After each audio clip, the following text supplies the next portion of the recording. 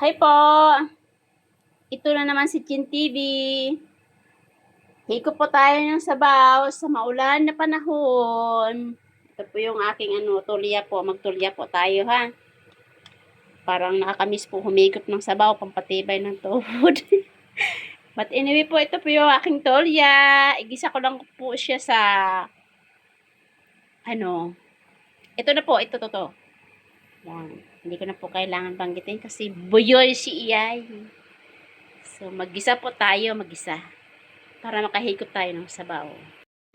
Ang tulya ko po pala, binabad ko po muna yan ng 10 to 15 minutes. Tapos, nililinis ko po para mawala po yung yung kanyang dulas-dulas pa.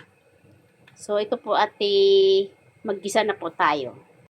Yan po, nagpainit ako ng konting mantika para ilagay ko yung aking luya. Yan. Gisa po natin. Tsaka yung aking onion. Yan. Bakit kayaan? Bakit kayaan?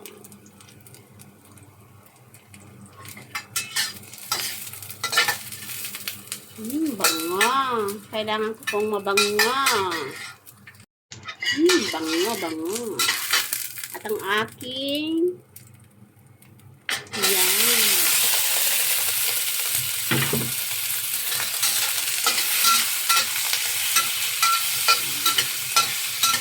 At ang aking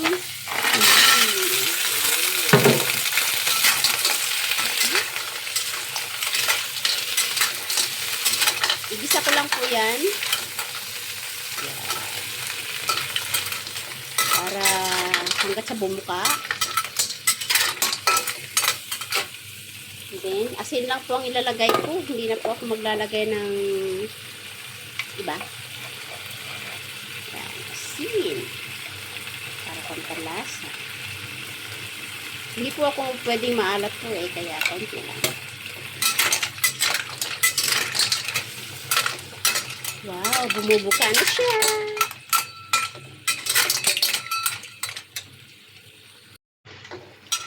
Dahil ako po ay mag-isa lang, so, ang aking tubig po ay 1 cup at kalahati lang po. Kasi sabaw lang po ang habol ko rito. Yan.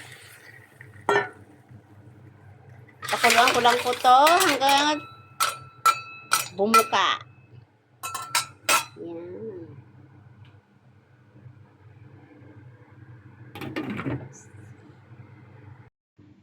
Yan, tingnan po natin. Wow, bumuka na siya.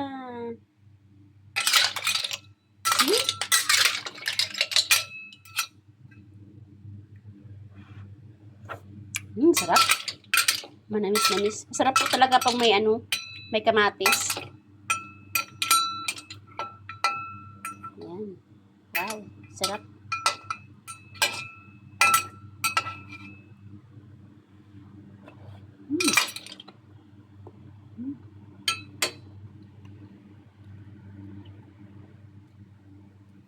Ayan po guys, kain na tayo.